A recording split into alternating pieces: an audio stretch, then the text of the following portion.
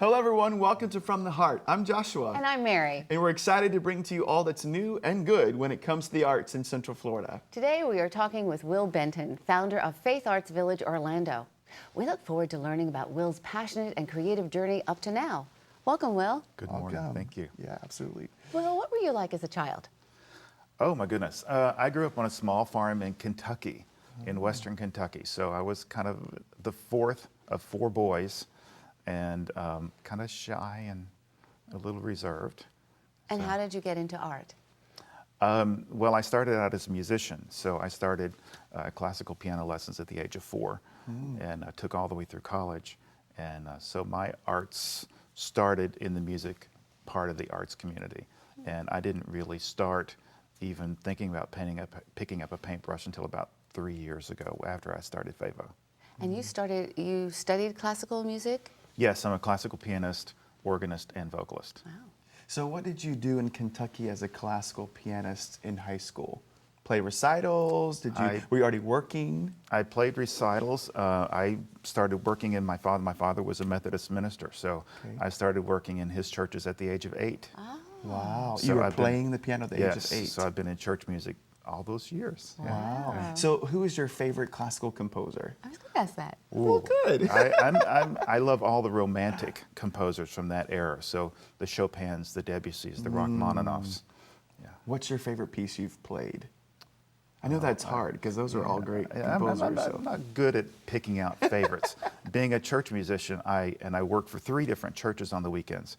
So I am always learning and producing new work every week. So I don't pick favorites. I have particular styles that I like and stuff that I know that works with my temperament and my fingers really well. And then you got into art after FAVO? After FAVO opened, I was hanging out with artists all the time.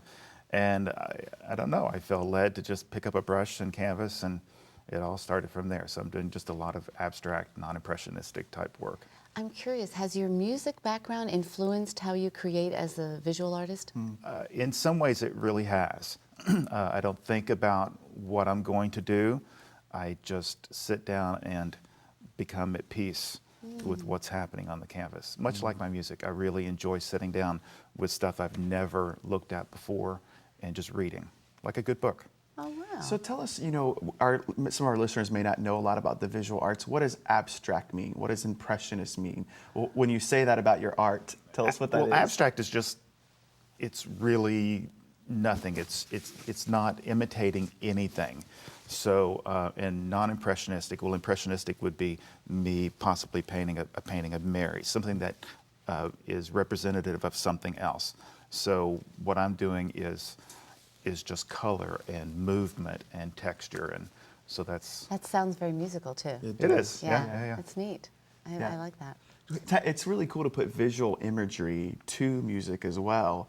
I've seen many concerts where you could take colors or other sounds and mix that in with orchestral music and things like that. So tell us how you think the two go together. Well, actually a year ago I did a 10-year anniversary concert at the Park Lake Presbyterian Church. And I had 2 of my FAVO artists come in and do a painting during one of the pieces that I was playing. We only had 1 rehearsal and the piece was only 5 minutes long. So they had to go from start to finish their own vision of what they thought the music would look like on canvas. It was pretty brilliant. It was nice. That must have been great. Did those sell?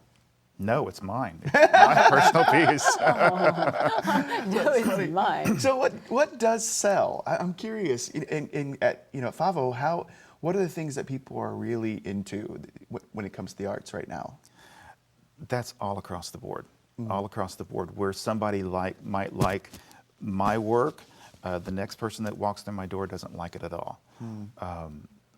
And everything above. Some people would like buying a painting of, a woman that they've never seen before, or a tree, just because it's just what hits them emotionally. So you have no idea. He just said it, He what did hits say them it. emotionally. Yeah. Right. Some people are hit by color. Jason draws in black and white, and some people want color. Exactly. Some people are like, oh, black and white, because Exactly. you color it with your own mind. Yeah. Some people don't want to see something on a wall. They want to have something they can touch because it's a sculpture. You know? Yeah, and every day I want to be in the mountains. So anything that reminds me of the greens and browns and nature and all of that, it kind of transports you to It does. another place. You know, the arts are powerful. Tell us what you think about arts and how it impacts a person's life and how it's impacted your life along your journey. Well, with my music, I think it impacts me and how I can translate that for my audience. That's how it impacts me, and the way I mix my music or my painting with my past. Sometimes I'll play a piece of music that maybe makes me really think of my dad, or something like that. So it's an emotional impact, and that's extremely powerful.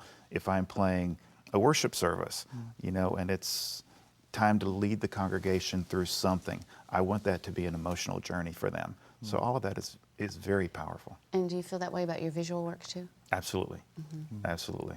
I want you to get up. I want you to look at the depth of the color. I want you to actually touch my paintings and feel the texture and let that take you to a place. So if you were to tell our viewers a reason to come to FAVO, taking into consideration your feeling of emotions and work, what would you say to them? I want people to come to FAVO just to experience it. I want them to walk on that property and just become emotionally attached to whatever they get emotionally attached to, whether or not it's just the architecture of the buildings, or if it's the music that's being played, or any particular artist. There's just a magic about FAVO that I want people to experience. Even some of your food artists in those food trucks there too, right? Because Exactly. they are artists, they're culinary artists, Absolutely. right? So what are Absolutely. some dreams for you, Will, as a person? What's your next goal for you? For me As an personally, artist, yeah. I really don't have goals like that. I don't like to box myself in.